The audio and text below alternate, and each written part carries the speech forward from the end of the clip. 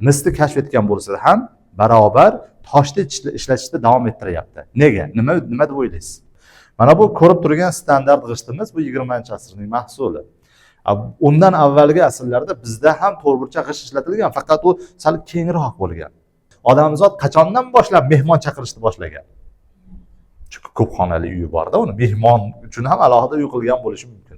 Va insoniyat temir bilan ishlashning yangi bir bosqichiga ko'tarildi. Sopoli tepa manzilgohidan 8 ta mavze va 1 ta darvozadan kirib 8 ta mavzega, ya'ni mahallalarga bo'linib ketganligini ko'rishimiz mumkin. Keyinchalik mavzelar alohida bir kasbkorga nisbatan farqlana boshladi. Misol uchun, mana bu mavze hammasi novvoy. Va temir asridan keyin insoniyat yangi taraqqiyot bosqichiga ko'tarildi. Ya'ni temirdan barcha narsa, mehnat qurollari va jang qurollarining qilinishi, yasala boshlanishi insoniyat hayotini ancha yengillashuviga, yerga yaxshiroq ishlov berilishiga, chorvani yaxshiroq parvarishlanishiga, hunarmandchilikni yaxshiroq amalga oshirilishiga yo'l ochdi. Va bularning barchasi temir asridan boshlab turib insoniyatni jadal rivojlanishiga olib keldi. Bugungi mavzuyimiz tosh davrlari yakuni, ya'ni eneolit davri va undan keyin tosh davrlari bo'lmagan yangi davrga boshlaymiz. Demak, bronza davri va nihoyat qadimgi davrlashtirishning so'nggi davri temir asriga kirib kelamiz. Miloddan avvalgi aytib o'tilyapti 4-3-ming-yillikda, ya'ni 1000 yil davom etyapti. Oldingi davrlarda ko'rsak 100 ming yil davomida yoki 50 ming, 60 ming yil davomida davom etgan bo'lgani, ilk paleolit davri mana 900 ming yil davom etyapti. O'rta paleolit davri esa 60 ming yil yaqin davom etyapti. So'nggi paleolit 28 ming yil davom etyapti. Ya'ni davrlar keyingi davrga o'tgandan keyin tobora qisqaroq bo'lib boryapti. Eneolit davri esa 1000 yil davom etyapti. Miloddan avvalgi 4-ming-yillikdan boshlab miloddan avvalgi 3-ming-yillikka kelib yakunlanyapti. Eneolit degani bu ikkita narsani davri deb aytib o'tilyapti. Eneos, ya'ni bu mis, lit bu tosh. Mis, tosh davri deb aytib o'tilyapti. Endi agar odamzod mezolit davrining yakunlariga kelganda, neolit davrining yakunlariga kelganda adashibman. Demak, odamzod neolit davrining yakunlariga kelganda, agar ilk temir, ya'ni misni topgan bo'lsa, nima uchun mis butunlay toshni surib chiqarmayapti? Ya'ni odamzod nima uchun temirni kashf etgan bo'lsa ham, ya'ni temir buyumlaridan bo'lgan misni kashf etgan bo'lsa ham barobar toshni ishlatishda davom ettiryapti. Nega? Nima deb o'ylaysiz? Nima uchun eneolit davrida odamzod ham misni, ya'ni temir jismni ishlatyapti, ham toshni ishlatyapti? Nega? Ya'ni mis nima uchun faqat o'zi ishlatilmayapti? Nima deb o'ylaysiz? Ha, Savrarxon. Chunki toshdan uy qurishadi. Toshdan uy quryapti. Yo, mana qarang. Mehnat qurollari deyapman. Uy bu mehnat qurollariga kirmaydi. Mehnat qurollar pichoq bo'lishi mumkin, o'roq bo'lishi mumkin, ha? Biz hali qattiq masala, narsalarni yorishga ishlatiladi. Shu paytlarda mis topilmaydi, tosh bilan urib turib anaqa narsalarni sindiradi. Yaxshi, mana. Hop, Alisherning mulohazasi bu yerda to'g'ri edi. Mis yumshoq bo'lganligi uchun tabiatda odamzodning hayotida tosh qurollarining o'rnini to'laqonli bajara olmadi. Qaysidir sohalarda misga nisbatan qattiqroq bo'lgan toshning o'rni saqlanib qolinaverdi. Shuning uchun ham mis tosh davri deb aytib o'tildi. Ya'ni pichoq yasash uchun mis yaxshi, lekin aytaylik, qattiqroq jism, ketmon yasash uchun tosh baribir kerak edi. Chunki mis bilan 2 marta ishlasa u qayrilib ketib boshqa bo'lib, u yaxshi samara bermasdi. Mehnat intorligini odam o'ylaganchalik ko'tara olmas edi. Shuning uchun ham toshni ishlashda davom ettirishyapti. Endi lekin mehnat qurollari misdan ishlatilishi natijasida insoniyat yangi taraqqiyot bosqichiga ko'tarildi. Aynan shu davrga kelganda insoniyat ko'plab kashfiyotlarga ega bo'layapti ekan. Ya'ni birinchi eng katta yutuqlardan biri sun'iy sug'orishga asoslangan dehqonchilik vujudga kelyapti. Ilk dehqonchilikning vujudga kelishi bu lalmikor edi. Ya'ni tabiiy sug'orishga asoslangan dehqonchilik edi. Tabiiy sug'orishga asoslangan dehqonchilik bugungi kunda amalga oshiriladimi? Nima deb o'ylaysizlar? Qayerda? Bog' dashtlarida, katta dashtlarda. Ha, ya'ni Yevropa dehqonchiligi tabiiy sug'orishga asoslangan ko'proq, lekin u yerda ham intensivga o'tib ketgan ko'pincha, ya'ni unga qanotlanmaydida, o'zi sug'orish jarayonini nazoratga olishga harakat qilinganligi uchun ham amalga oshyapti. Lekin Yevropaning tabiati bugungi kunda tabiiy sug'orish, ya'ni sug'ormasdan dehqonchilik qilsang ham amalga oshirish mumkin. Yoki Rossiya dalalari ham xuddi shunday. Yomg'ir ko'p yoqqanligi sababli u yerda alohida bir sug'orish, kanallar qazish, ariqlar qazish degan ehtiyojdan xoli. Endi bizda mintaqada ham bor. Qirliklarda Toshkent tomonlariga o'tadigan bo'lsak, bahor paytlarida lalmukor bug'doychilik bilan shug'ullanishadi. Kuzda bug'doy sepib qo'yiladi, qishda yomg'irlar bilan u chiqadi, to'liq hosildorligi ko'p bo'lmaydi, lekin umuman sug'orilmasdan qishki va bahorgi yomg'irlar bilan bug'doy yetiladi. O'rib yig'ishtirib olish mumkin. Hech yo'q, o'tin bo'ladi, o't bo'ladi. Ya'ni xashak bo'lishi mumkin, somonini yig'ishtirib olish mumkin.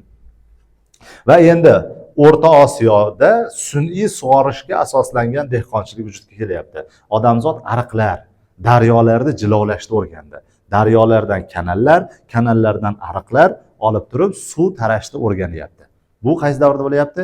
Eneolit. Yangi o'sha mis qurollar kashf etilganligi sababli ham nozikroq bo'lgan mehnat qurollari yasay olyapti. Natijada taraqqiyotning yangi bir bosqichiga ko'tarilyapti. Va sun'iy sug'orishga asoslangan dehqonchilikdan tashqari ilk shaharlar va davlatlar vujudga kela boshladi. Ya'ni odamzod uzil-kesil o'troqlasha boshladi. Ya'ni o'troqlashgan holatda ham bir joyda tub yashashda orqali ham u tirik qolish yo'llarini topdi. Va endi u o'sha joylarni himoya qilish maqsadida atrofini devor bilan o'rashni boshladi. Ya'ni tashqi dushmanlardan himoyalanish maqsadida u yerda devorlar bilan o'ray boshlayapti va ilk shaharlar va ilk shahar davlatlar vujudga kelyapti. Ya'ni juda ham kichkina joyda, mana bugungi kunda Vatikanning maydoni qancha? Kim biladi? Vatikan shahar davlat. Davlat hisoblanadi, alohida maqomi bo'lgan, lekin bitta shahar u. Qancha? 44 gektar. 44 gektar. Juda ham kichkina. Mana shu kollej hududi 10 gektar. Kollejda, ya'ni maktabimizda 4 tasini yerida bitta davlat bor u yerda. O'zini aholisi bor, o'zini hukumati bor, qonun chiqaradi, ijro etadi. Demak, bunaqa ijrolar bor. Va eng qadimgi shahar davlatlar ham xuddi shunaqa bo'lgan. Kichkina joy. Mana maktab hududimizchalik 10 gektarlik joy bitta davlat hisoblangan. Shahar va davlat. Bu yerda aytaylik 500 kishi, 1000 kishi yashagan. Biz o'ylaganimizda bugungi kunda mega shaharlarda qancha aholi yashaydi? Tokioda misol uchun. Mega shahar. 35 milliondan ko'p aholi yashaydi. Bitta O'zbekistonning aholisi Yaponiyaning bitta poytaxtida yashaydi. Bitta shaharda shuncha odam yashaydi. Lekin eng qadimgi biz o'rganilayotgan eneolit davridagi shaharlarda 100 kishi, 200 kishi, 500 kishi, juda ko'payib ketsa 1000 kishi yashagan. Bunaqa ko'p yashaydigan shaharlar deyarli bo'lmagan. Ular kim? Ular dehqonlar. Dalalar bo'lgan, shaharlardan, devor bilan o'ralgan shahardan tashqarida dalalar bo'lgan, hujum bo'ladigan bo'lsa shaharning ichiga yashirinib olishgan. Dalalarda o't yoqib boshqa qilib ketishavergan dushmanlar, lekin ularni egallay olishmagan. Chunki eng qadimgi davrda odamlar kamroq bo'lgan. Demak, el shahar davlatlar vujudga kelyapti. Sopol va chinni mahsulotlarini pishiradigan pechka deylik. Xumdon. Esingizga keldi, sizlarda ham bor. Mana Rishtonda juda ham ko'p odam kulol, kim xumdonni ko'rmagan? Kulolchilik xumdonini.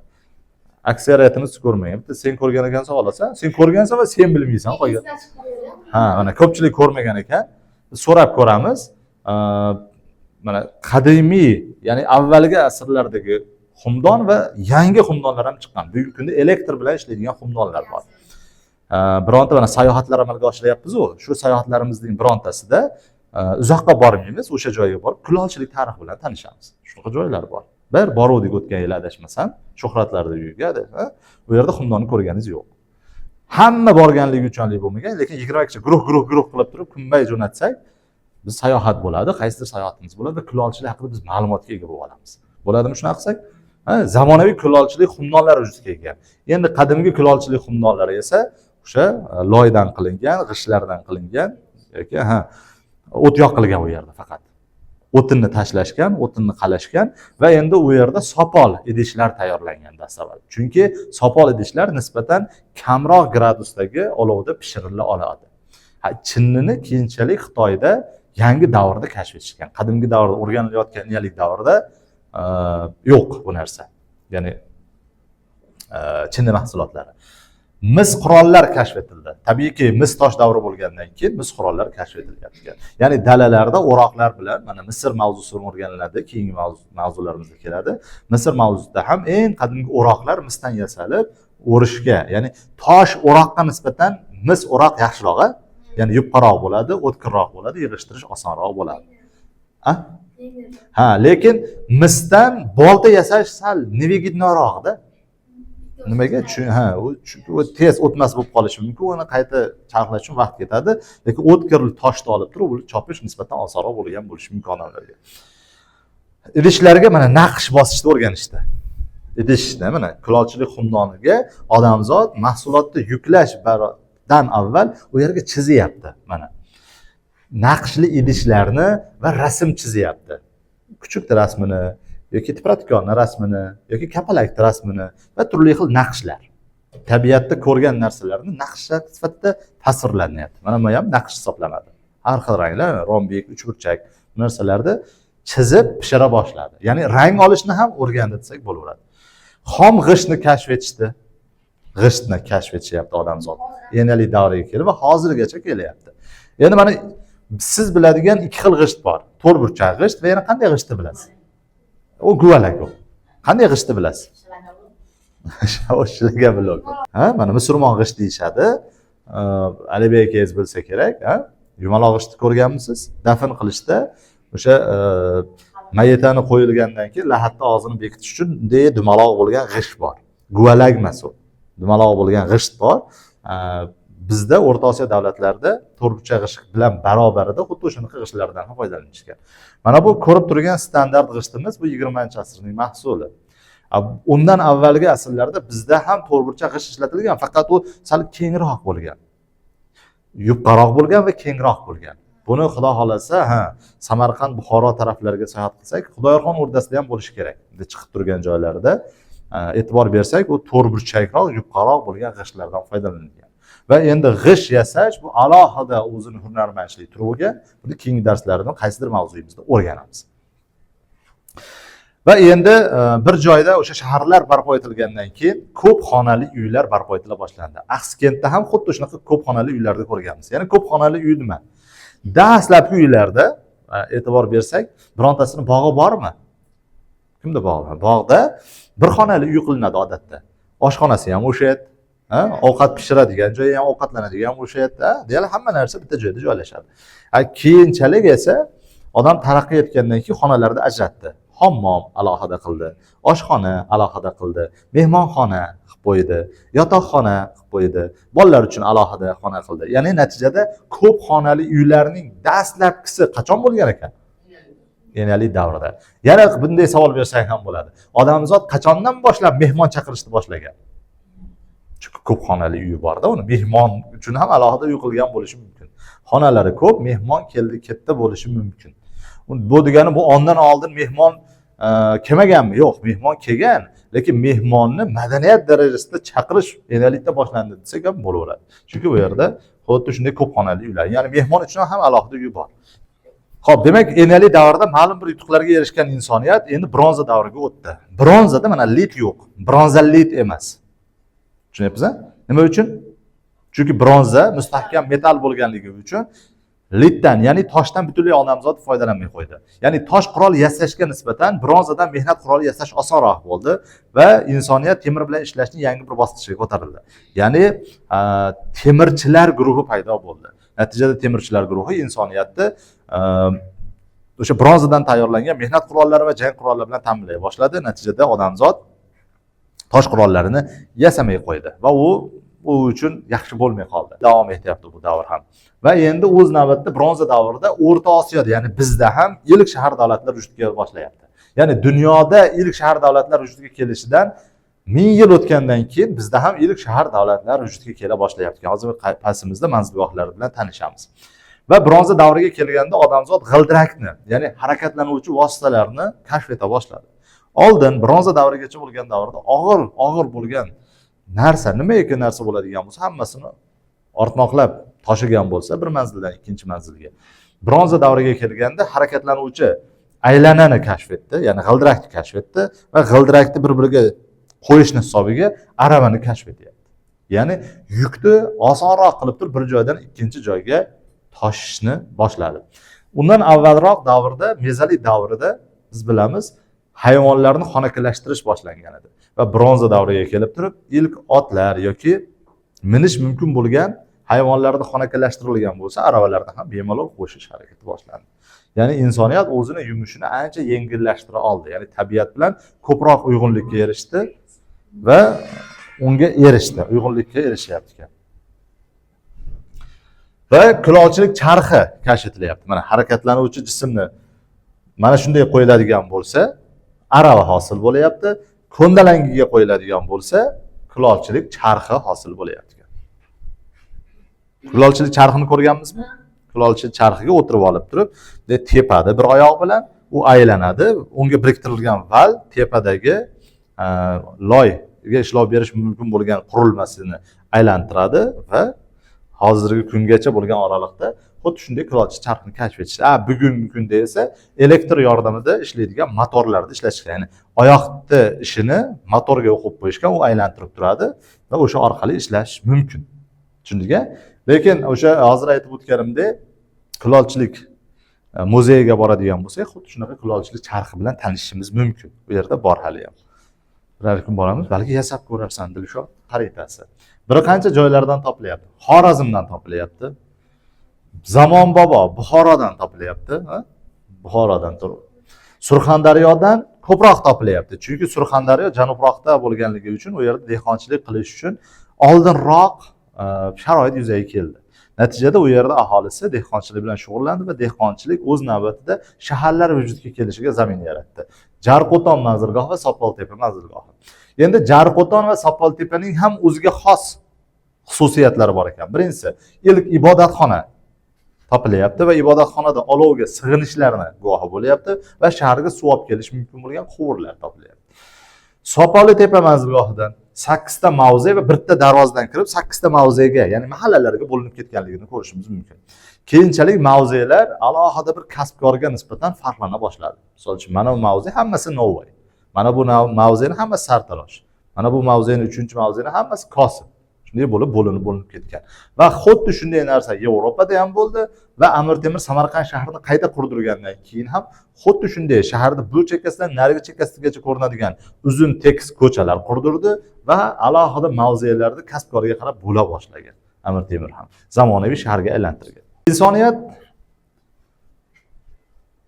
tobora rivojlanib boraverdi va Temir asri boshlanyapti. Miloddan avvalgi 1-ming-yillikdan boshlab turib Temir asri boshlanyapti. Temir asri deyiladi. Ya'ni nisbatan u qisqaroq davom etyapti va Temir asridan keyin insoniyat yangi taraqqiyot bosqichiga ko'tarildi. Ya'ni Temirdan barcha narsa, mehnat qurollari va jang qurollarining qilinishi, yasala boshlanishi insoniyat hayotini ancha yengillashuviga, yerga yaxshiroq ishlov berilishiga, chorvani yaxshiroq parvarishlanishiga, hunarmandchilikni yaxshiroq amalga oshirilishiga yo'l ochdi va bularning barchasi Temir asridan boshlab turib insoniyatni jadal rivojlanishiga olib keldi.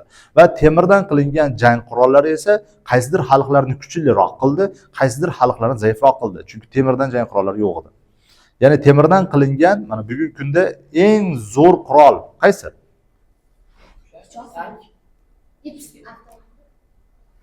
Atom bombasi. Bugungi kunda atom va vodorod bombasi eng kuchli qurol. Ya'ni atom va vodorod bombasi, yadro qurollari bor bo'lgan davlatlar bugungi kunda agar ishlatilish imkoniyati bo'lsa, eng kuchli davlatga aylanib qoladi. Chunki bitta atom bombasi butun boshli bitta mintaqani yo'q qilib tashlaydi.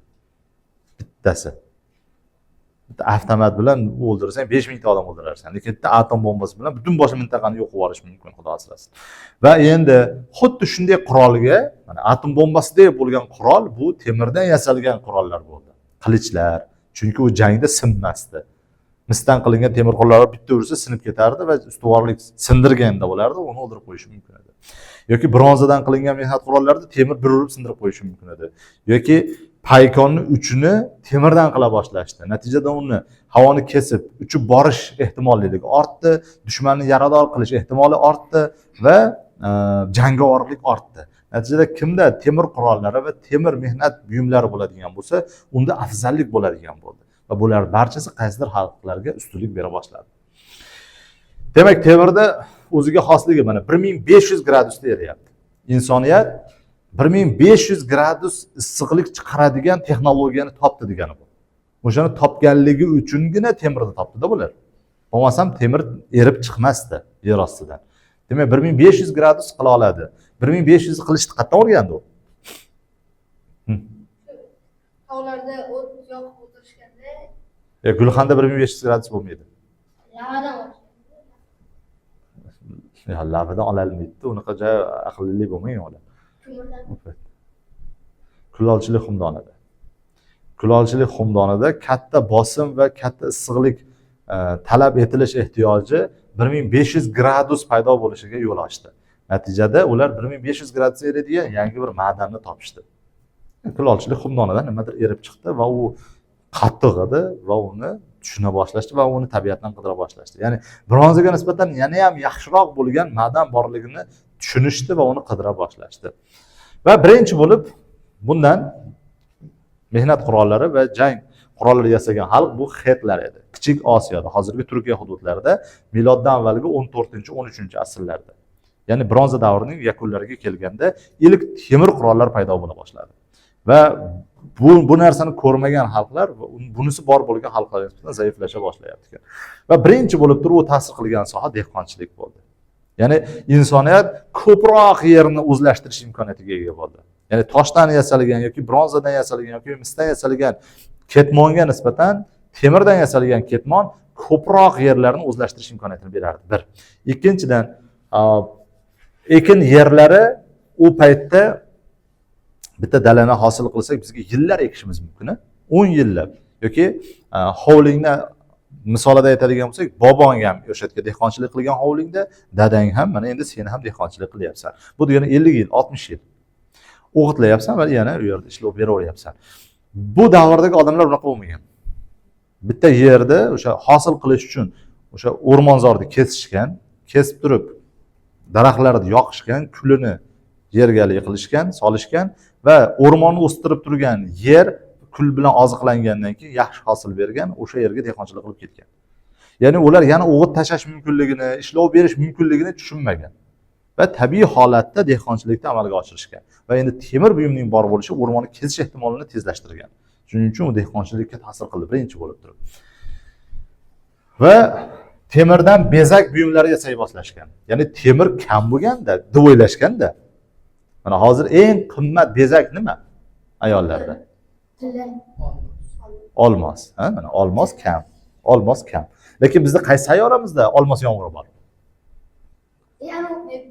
Qaysidir sayyoramizda bor. Endi hozir aniq bilmayman men ham. Qaysidir sayyoramizda olmos yomg'iri yog'adi. Bitta prosta yashasang yomg'ir yog'adi. Zontiging teskari tutib turib olmoslarni olib kelaverasan yerga. Qancha kerak sizlarga? O'sha sayyorada olmosdan yomg'ir yog'ar ekan. Olmosning qiymati bo'lishi mumkinmi u yerda? Kam bo'ladi, arzon bo'ladi, arzon bo'ladi. Chunki doim yog'yapti-da u. Doim yog'ayotganligi uchun olmos ko'p u yerda. Shuning uchun ham olmosning qiymati bo'lmaydi. Dastavval bizda nima uchun olmosning qiymati baland unda? Topilish ehtimoli kam bo'lganligi uchun, ya'ni kamyob bo'lganligi uchun ham bizda u qimmatroq. Sababi shunda. O'zi u qimmat emas, faqat bizda kamda. Qaysi narsa kam bo'lsa, uni qiymati qimmat bo'lishining sababi shunda ekan. Olmos kam ekan. Endi eng qadimgi davrda 1500 gradusda hamma ham o'ylab topmagan paytda temir qimmatga aylanyapti. Kam edi-da odamlarda hali. Bu darajada bugungi kundagi ko'p ishlab chiqarish amalga oshirilmagan paytda temir qimmat edi. Shuning uchun temirdan zeb-ziynat buyumlarini yasasa, mana Misrda malikasi, hukmdori Tutanxamonning qabridan ayollarning zeb-ziynat buyumlari topilyapti ekan. Ya'ni podshoni, Firavunni, o'sha davrdagi eng qudratli davlatning podshosini ayollari uchun zeb-ziynat buyumlari yasalgan ekan. Va uni taqib turib eng qimmat odamdek yurishgan ekan.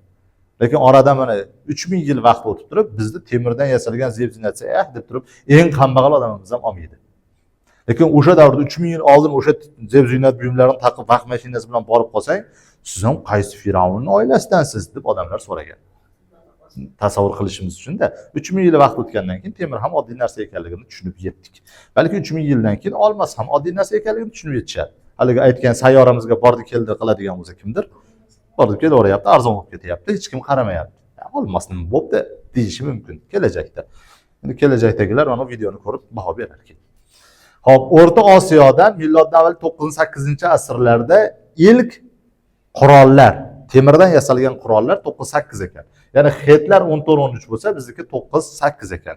Ya'ni 500 yildan keyin biznikilar bilyapti deganim. Ya'ni xetlar temirdan mahsulot, temir buyumlari, mehnat qurollari va jang qurollari yasagandan 500 yil o'tgandan keyin buni narsa bor ekan u deb tushundik biznikilar ham. Mana shunaqa narsa yasay boshladik. Demak, mana bu rasmlarimizda temir asriga oid bo'lgan suratlar.